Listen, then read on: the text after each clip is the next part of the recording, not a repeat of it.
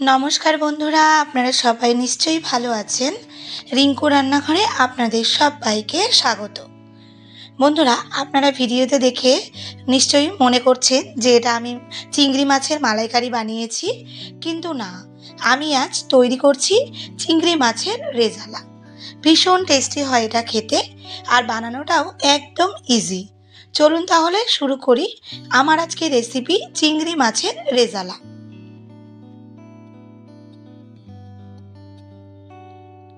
এখানে আমি 500 গ্রাম মাঝারি চিংড়ি, এগুলো বেশ ভালো করে প্রথমে ধুয়ে নিয়েছিলাম, তারপরে কেটে বেছে নিয়েছি। এখন এতে দেব সামান্য লবণ, সাথে দেব হাফ চামচ পরিমাণে হলুদ। এখন ভালো করে চিংড়ি মাছগুলো হলুদ লবণের সাথে মেখে নেব। এইভাবে মেখে আমি কিছুক্ষণ রেখে দেব, আর ততক্ষণে একটা মশলা রেডি করে নেব। প্রথমেই যেটা মিক্সিং জারে নেব তা হলো একটা বড় সাইজের পেঁয়াজ কুচি, 8-10 কোয়া রসুন, 6-7টা কাঁচা পাকা লঙ্কা, সাথে নিয়েছি 1 টেবিল চামচ পোস্ত, 7-8টা কাজু বাদাম। এখন নেব হাফ চামচ চারমগজ ও হাফ চামচ সাদা তিল। সামান্য জল দিয়ে এর একটা সুন্দর পেস্ট রেডি করে নেব। এদিকে কড়াই গরম করে নিয়েছি, তাতে দিয়েছি পরিমাণ মতো সাদা তেল। তেল গরম হলে কড়াইয়ের চারিপাশে ছড়িয়ে দিচ্ছি। তারপর লবণ হলুদ মাখানো চিংড়ি মাছগুলো তেলের মধ্যে দিয়ে ভেজে নেব। তবে লো টু মিডিয়াম আছে 1 মিনিটের মতোই ভেজে নেব, তার থেকে বেশি নয়। এতে চিংড়ি মাছ শক্ত হয়ে যায়, খেতে ভালো লাগে না।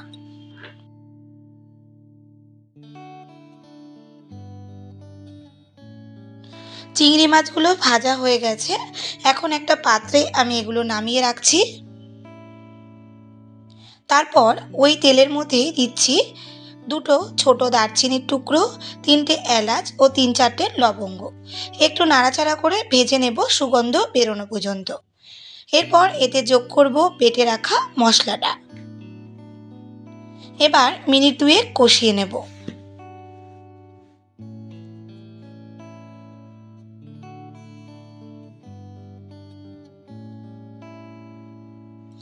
মিনিট 2 কষিয়ে নেওয়ার পর এতে দিচ্ছি স্বাদ মতো লবণ, হাফ চামচ পরিমাণে হলুদ, আর দেব কালারের জন্য 1 চামচ পরিমাণে কাশ্মীরি লঙ্কার গুঁড়ো। আপনারা চাইলে এটা অ্যাভয়েডও করতে পারেন।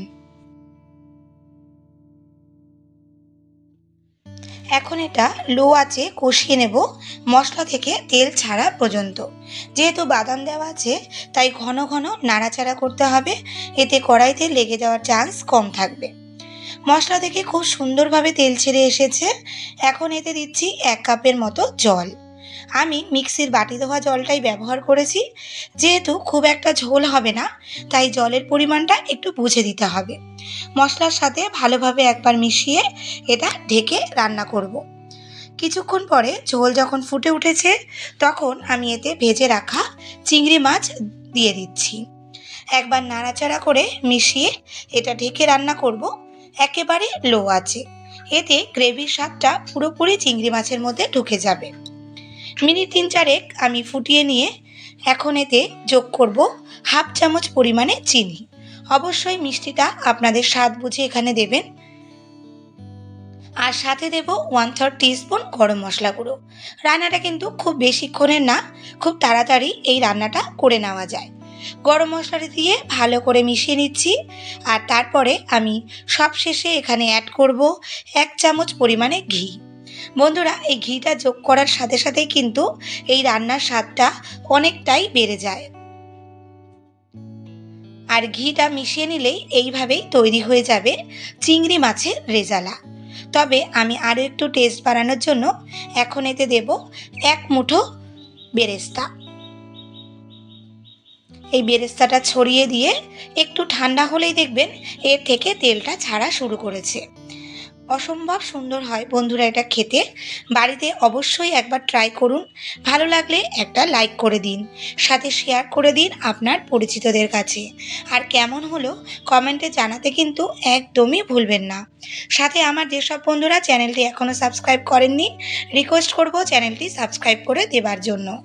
এখন তাহলে আসি বন্ধুরা, আপনাদের সাথে আমার দেখা হচ্ছে নেক্সট একটা এপিসোডে।